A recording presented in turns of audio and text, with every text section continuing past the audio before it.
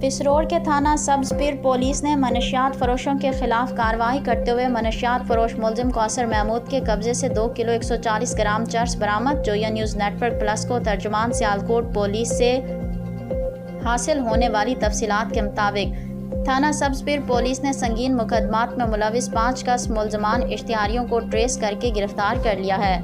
एक और वाक़े में थाना सब्ज पीर के इलाका पिंडी बागों से कौसर महमूद नामी मनशियात फरोश को गिरफ्तार करके उसके कब्जे से 2140 ग्राम चर्स बरामद करके मुकदमा दर्ज कर लिया है और मजीद तफ्तीश के लिए पाबंद सलासल कर लिया है। थाना सदर पिसरोर पुलिस ने संगीन मुकदमात में मुलविस 3 इश्तिहारियों मुलजमान को ट्रेस करके गिरफ्तार कर लिया है।